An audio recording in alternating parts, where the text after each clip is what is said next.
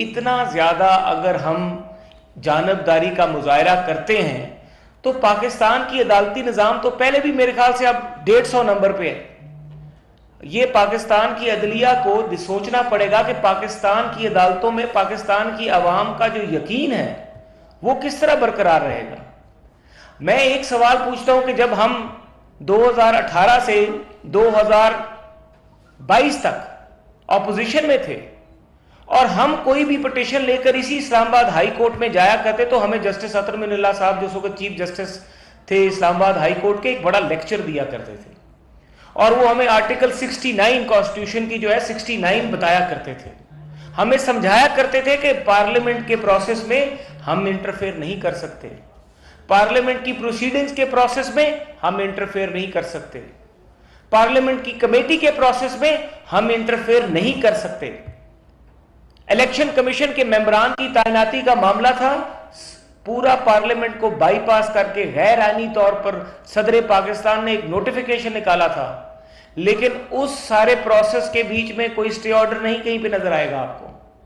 हमने सेहत इंसाफ कार्ड जब इमरान खान ने उसके ऊपर तहरीक इंसाफ का परचम शाया कर दिया, उसके ऊपर जब हमने पिटीशन डाली तो उस पिटीशन के ऊपर भी कोई स्टे ऑर्डर ना आया। हम पर खुद मुकदमात बनाए गए जो लाहौर में नैब के थे, मेरे पे मुकदमे थे, मैं अपनी पिटीशन लेके पेश हुआ उस वक्त इस्लामाबाद हाई कोर्ट में। उन्होंने कहा जी हम आपको रिलीफ नहीं दे सकते, कोई प्रोटेक्टिव बेल नहीं मिल सकती, चाहे आपका मामला लाहौर में, अब लाहौर जाएं। और मेरी तरह के कई लोग जो बाद में गिरफ्तार हो गए उनको कोई रिलीफ नहीं मिला उस वक्त अदालत से। कई प्रोटेक्शन ऑर्डर्स के केसेस चले, हम प्रोटेक्शन ऑर्डर शहबाज शरीफ का मांगने गए, हम प्रोटेक्शन ऑर्डर ख्वाजा आसिफ का मांगने गए, हम प्रोटेक्शन ऑर्डर किसी भी ऐसे ख्वाजा साद रफीक का मांगने गए, शाहिद खाकान अब्बासी का, एहसन इकबाल का, तो हमें इस्लामाबाद हाई कोर्ट ने कहा कि ये पार्लियामेंट का मामला है, वो पार्लियामेंट के मामलात में इंटरफेयर नहीं कर सकते। तो आज क्या इस्लामाबाद हाई कोर्ट के वो जजेस जस्टिस अतर मिनल्ला का जो वो फैसला है उसको नजरअंदाज कर रहे हैं कि जब माजी में 2018 से 22 के बीच में हम रोते बिलखते चीखते जाते थे इन जजेस के पास कि हमसे ज्यादती हो रही है, राना सनाउल्लाह के ऊपर 15 किलो हेरोइन डाल दी गई है, उसका जज व्हाट्सएप ग्रुप के व्हाट्सएप मैसेज के जरिए ट्रायल कोर्ट का जज तब्दील किया जा रहा है। तो उस वक्त तो चीफ जस्टिस ने सुओ मोटो नहीं लिया, उस वक्त तो मोहतरम चीफ जस्टिस साहब को सुओ मोटो लेना याद ना आया जब यहां पर कई गलत और नाजायज नैब के केसेस बनाए जा रहे थे। हमें तो सिर्फ ऑब्जर्वेशन नसीब हुई, हमारे केसेस में तो सिर्फ तासुरात दिए गए कि नैब ज्यादती कर रही है, नैब जुल्म कर रही है, इस तरह नहीं होना चाहिए, ये गलत है। लेकिन क्या उस वक्त कोई सहूलत जो आज इमरान खान को अदालतों से मिल रही है, ये सहूलत उस वक्त अपोजिशन रहनुमाओं को थी मुयसर? क्या उस वक्त ख्वाजा साद रफीक का फैसला आज भी निकाल के पढ़ लें कि कितने साल वो शख्स जो है वो जेल में पड़े रहे, गलते रहे, मुस्लिम लीग नून की क़ियादत के कई रहनुमा, कोई पुरसाने हाल ना बना। 2 साल 2.5 साल 3 साल की जब जेल काटने के बाद वो जाते सुप्रीम कोर्ट में मुकदमा जाता तो सुप्रीम कोर्ट कहती नैब ज्यादती कर रही है, नैब कानून को तब्दील होना चाहिए। लेकिन इससे ज्यादा नहीं कि एक शख्स की आपने जिंदगी के 3 साल जेल में लगा दिए, उसकी जिंदगी तबाह बर्बाद हो गई, लेकिन उस वक्त तो सुओ मोटो लेना याद नहीं आया। और यहां पर एक दिन के लिए एक शख्स पुलिस लाइन में बैठा तो पूरे पाकिस्तान का अदालती निजाम जो है उसमें जलजला आ गया। ये कैसा इंसाफ है? अगर इंसाफ के तकाजे, अगर मेजरमेंट का जो स्केल है वो यही होगा तो फिर पाकिस्तान की जो अदलिया है इसकी रैंकिंग में, इंटरनेशनल रैंकिंग में हम यकीनन 140वें या 150वें नंबर पे जाएंगे कि अगर हमारी जो मुंसफी है उसमें बैलेंस नहीं नजर आएगा।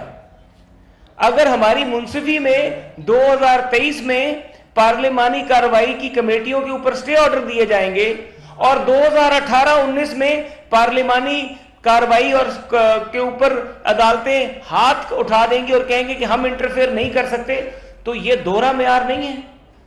अगर इस तरीके से तोशाखाना केस को आप देख लें कि तोशाखाना केस में एक जज को, जफर इकबाल को, किस तरीके से कलैप्स कराया गया। सुओ मोटो तो चीफ जस्टिस साहब को उस दिन ही ले लेना चाहिए था जिस दिन इमरान खान एक जत्थे के साथ जुडिशियल कॉम्प्लेक्स में दाखिल हुआ था, जिस दिन ऑर्डर शीट ही गुम गई थी। एक शख्स चोरी करता है, डकैती करता है, आप उसको इतनी प्रोटेक्शन देना शुरू कर देते हैं कि उसको अदालतों पर हमले करने की इजाजत दे देते हैं। लोअर जुडिशरी के जजेस की जब तस्वीरें तहरीक इंसाफ के लोगों ने ट्वीट की, लोअर जुडिशरी के जजेस की तस्वीरें और उनके पते तहरीक इंसाफ के मेंबर्स ने जब ट्वीट किए, सुओ मोटो तो उस वक्त ले लेना चाहिए था, क्योंकि आप वो सरपरस्ती करते हैं लोअर जुडिशरी के जजेस की। जेबा चौधरी का वाकया हो, जफर इकबाल कलेप्स कर गए। एक जज को, मैं खुद उस दिन जुडिशियल कॉम्प्लेक्स में था, मैंने अपनी आंखों से हाल देखा कि आपने एक प्री प्लान तरीके से, एक शख्स हमलावर होता है जुडिशियल कॉम्प्लेक्स पे, जज मेंटली तौर पे कलेप्स कर जाता है, उसके सामने हजारों का जत्था बंदा लेके अंदर आ जाता है, तो जो सहूलत उसको मुयसर की उस पर तो सुओ मोटो ने लिया कि आपको किस तरीके से परमिशन है कि आप पूरा जुलूस लेके अदालत में जाए। जब आपने एक चोरी की है, एक डकैती की है, तोशाखाना से माल बनाया है, पैसा चोरी किया है आपने और बुशरा बेगम ने, तो फिर उसके बाद आपके पास ये इख्तियार है कि आप जब भी आप पर फर्द जुर्म लगने लगे, 8 माह से सितंबर में तोशाखाना का फैसला आया, सितंबर, अक्टूबर, नवंबर, दिसंबर, जनवरी, फरवरी, मार्च, 8 माह गुजर गए। तकरीबन 8 माह गुजरने के बाद एक शख्स पे फर्द जुर्म तो नहीं लगी। नवाज शरीफ का तो मुकदमा आपने चंद दिनों में फैसला कर दिया। क्या नवाज शरीफ को जमानत की सहूलत मुयसर हुई? उसकी बेटी को मुयसर हुई? यहां पर तो अभी नैब का मुकदमा का आगाज नहीं हुआ, अलकादर ट्रस्ट का, तो आपने उससे पहले ही उसकी जमानत ले ली है। क्या रिमांड होगा, क्या तहकीक होगी, क्या इन्वेस्टिगेशन होगी? आप तोशाखाना केस में प्रोसीडिंग्स को रोक देते हैं, प्रोसीडिंग्स के ऊपर स्टे ऑर्डर कर देते हैं। तो क्या यह सहूलत आपने नवाज शरीफ को मुयसर की थी? क्या यह सहूलत शहबाज शरीफ को मुयसर थी? क्या यह सहूलत हमजा शहबाज, फरियाल तारपुल, खुर्शीद शाह और बाकी जितने भी हमारे लोग थे, रहनुमा थे, उनको यह सहूलत मुयसर थी कि उनके खिलाफ मुकदमात में स्टे ऑर्डर दे दिए जाए? जज बशीर साहब के ऊपर तो मॉनिटरिंग जज बिठाया गया था, और साकिब निसार की अब तो रिकॉर्डिंग्स मुंह बोलता सबूत है, बल्कि एडमिशन है कि किस तरीके से नवाज शरीफ साहब के खिलाफ फैसला कराया गया। तो क्या उस वक्त जमीर नहीं जागा? उस वक्त ऐवान में, अदालतों के ऐवानों में बैठे हुए हमारे मोअज़्ज़ज़ जजेस साहिबान का, कि जिन्होंने देखा हो कि एक शख्स को हम बेगुनाह सजा दे रहे हैं, जिसके बाद लंदन की अदालतों ने और वो मुसावे जो थे उन्होंने अपनी कहा कि जो नवाज शरीफ के खिलाफ केसेस बनाए गए वो सब झूठ थे, वो गलत थे। तो क्या उस पर सुओ मोटो नहीं बनता? आज भी वो शख्स पाकिस्तान से बाहर बैठा है, एक ऐसा जुर्म जिस जुर्म के जो उसने किया ही नहीं, क्या इस पे सुओ मोटो नहीं बनता? तो ये जो रवैया है कि अदालतों को, ट्रायल कोर्ट्स को कार्रवाई करने से रोक दिया जाता है। अब मेरे ख्याल से तोशाखाना में जो 8 जून या क्या तारीख है कि मार्च में एक शख्स पे फर्द जुर्म आयद होती है, आप पहली दफा सुना कि एक शख्स पे फर्द जुर्म आयद हुई है, उसकी आपने प्रोसीडिंग ही रोक दी। उसकी प्रोसीडिंग ट्रायल होने दें, अगर उसने गलत किया होगा तो सामने आ जाएगा, अगर उसको सजा होगी तो वो अपील में आपके पास दोबारा आ जाएगा, जो कि पाकिस्तान की एक कानूनी जो हमारी रजीम है उसके नीचे होता है। लेकिन यहां पे क्या हो रहा है? यहां पे ये हो रहा है कि नहीं, इमरान खान वो अदालती लाडला है, उसके केसेस को स्टे दे दिया जाए। उसने अगर चोरी की है, उसने अलकादर ट्रस्ट में गबन किया है, वहां से पैसे लिए, किकबैक्स लिए, नहीं, उसको स्टे दे दिया जाए। अलकादर की प्रोसीडिंग्स, तोशाखाना की प्रोसीडिंग्स, जहां जहां पर इमरान खान के खिलाफ मुकदमात चल रहे हैं, सवाल सिर्फ यही है कि क्या ये सहूलत नवाज शरीफ को और बाकी पाकिस्तान के जितने भी लीडरान हैं, क्या ये उनको सहूलत मुयसर थी पाकिस्तान की अदलिया की तरफ से कि जब उनके साथ ज्यादती, जुल्म और जबर होता था, क्या उस वक्त अदालतें सुओ मोटो लेती थी? क्या उस वक्त अदालतें यकतरफा जिस तरीके से आज कार्रवाई करती हैं, क्या उस वक्त इस तरीके से यकतरफा कार्रवाई की जाती थी?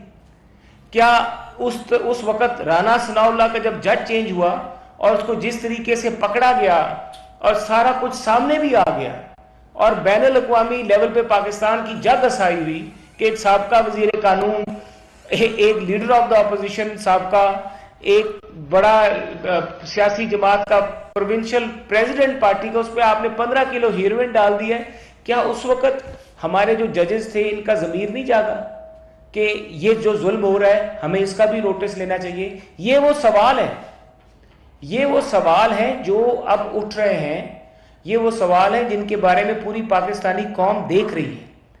और जवाब उसका ये है कि 2014 में जिस तरीके से एक शख्स को और एक सियासी जमात को पाकिस्तान के पॉलिटिकल और जमहूरी प्रोसेस के बीच में एक सियासी जमात को अस्करियत इंतहा पसंद जमात बना दिया गया, तो क्या अब इस तरह के हुक्मनामे, इस तरह की जो प्रोटेक्शन है अदालती, क्या इस तरह की प्रोटेक्शन दोबारा से, क्या हम वही गलती तो नहीं करने जा रहे हैं जो कि 2014 में हुई और उसका खमियाजा पाकिस्तानी कौम ने 9 मई 2023 को भुगता? तो अब जो ये अदालती एक सहूलतकारी उसको मुयसर हो रही है, तो क्या ये सहूलतकारी जो है, क्या ये वो 2014 वाली सहूलतकारी तो नहीं? और इस 2014 वाली सहूलतकारी का नतीजा जिस तरीके से 9 मई 2023 को पाकिस्तान के अदारों को, हम सब लोगों को भुगतना पड़ा, तो क्या इस तरह के नतायज कल आपको भी ना भुगतने पड़ जाए? ये इस्लामा फक्रिया है इस कौम के लिए कि no one is above the law, everyone is answerable to the law, even if it is the prime minister or a person walking on the street in Pakistan, he is answerable to the law. ये कोई कानून में जो जानिबदारी है उसका कोई concept नहीं है।